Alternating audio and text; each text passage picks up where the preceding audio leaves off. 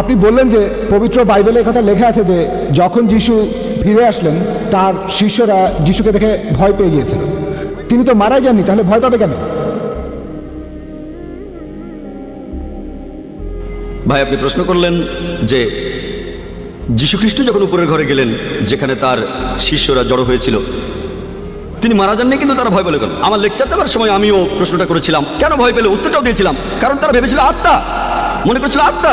কিন্তু আপনি তো বললেন তিনি মারা গেছেন। আমি সেটাই বলছি, তারা আসলে জানতো না তিনি মারা গেছেন।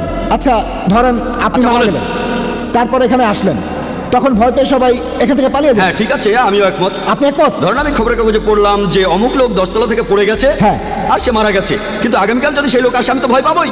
যদি সে বলে যখন আমি পড়ে গিয়েছিলাম সেখানে একটা ট্রাক ছিল, তার উপরে পড়ে গেছি, আমি মারা যাইনি, তাহলে অন্যজনের কাছে শুনলাম সে পড়ে গিয়ে মারা গেছে, তারপর যখন আসলো আমি তাকে চেক করে দেখলাম, তার হাত দেখলাম সে জীবিত, তাহলে প্রথমে আমি ভয় পাবো, কিন্তু পরে যখন সব শুনবো আর ভয় পাবো না। এখানেও একইভাবে প্রথমে তিনি তো মারা গেছেন। আগে উত্তরটা দেই, তারপর বলেন, সমস্যা নেই, আপনাকে সময় দেবো, আরো প্রশ্ন করেন, আইআরএফে আসেন, আগে আমাকে উত্তরটা দিতে দেন। তারা ভেবেছিল, বাইবেল বলছে গসপেল অফ লুক 24 নম্বর অধ্যায়ের 37 অনুচ্ছেদে, তার শিষ্যরা ভয় পেয়ে গিয়েছিল আর ভেবেছিল তিনি আত্মা, মনে করেছিল। এটা কে বলেছে? ডক্টর জাকির বলেনি, কে বলেছে? লুক। তারা ভেবেছিল তিনি আত্মা। তখন যিশু বললেন আমাকে স্পর্শ করে দেখো, কারণ আত্মার রক্ত মাংসে শরীর থাকে না। তারা খুশি হয়ে গেল। প্রথমে ভয় পেয়েছিল কারণ তারা ভেবেছিল আত্মা, যখন প্রমাণ করলেন তিনি আত্মা নন, তারা খুশি হয়ে গেল।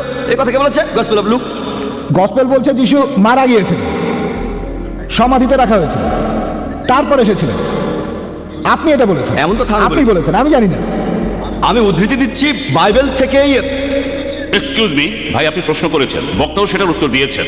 মনে হয় আল্লাহ আমাদের বেশিরভাগ মানুষকে দিয়েছেন নিজের বুদ্ধি, নিজের মন, তারা নিজেরাই সব বিচার করবেন। আমরা এই ব্যাপারে মন্তব্য করব না। এখানে দর্শক শ্রোতা যারা আছেন তারাই এগুলো বিচার করবেন। এটাই আমাদের আজকের এই অনুষ্ঠানের মূল উদ্দেশ্য, যাতে করে আমরা একে অন্যকে ভালোভাবে বুঝতে পারি। এটা নিয়ে ঝগড়া করব না, আমরা এখানে একে অন্যকে ভালোভাবে বোঝার চেষ্টা করব। ওনারা এখানে এক্সপার্ট, তারা ভালো করে জানেন, তাই তাদের উত্তর দিতে দিন।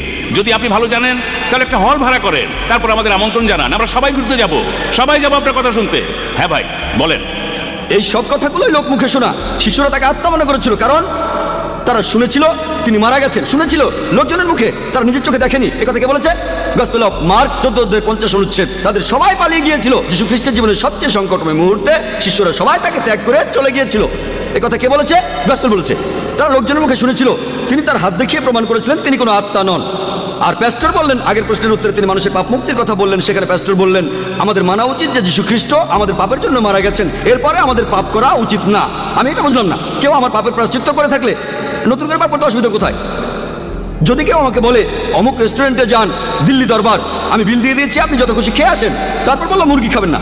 আমি বললাম কেন? আপনি তো বিল দিয়ে দিয়েছেন, আমি মুরগি খাবো না কেন? খাসির মাংস খাবেন না। আমি বললাম কেন? আপনি তাহলে মিথ্যে বলেছেন। আপনি আমাকে বললেন আমি বিল দিয়ে দিয়েছি, আপনি যত খুশি খান, যত খুশি আপনি খেয়ে যান সারা জীবন ধরে, তারপর কেন বলছেন মুরগি খাওয়া যাবে না, খাসি খাওয়া যাবে না? তাহলে তো মিথ্যে বলেছেন। তাহলে যিশু আমাদের পাপের জন্য প্রায়শ্চিত্ত করে থাকলে তাহলে সমস্যা কোথায়? যদি ধর্ষণ করেন আর চুরি করলেই বা সমস্যা কোথায়? তাহলে এই যুক্তিটা আসলে কোনো যুক্তিবাদী মানুষ মানতে পারবে না। আশা করি উত্তরটা পেয়েছেন।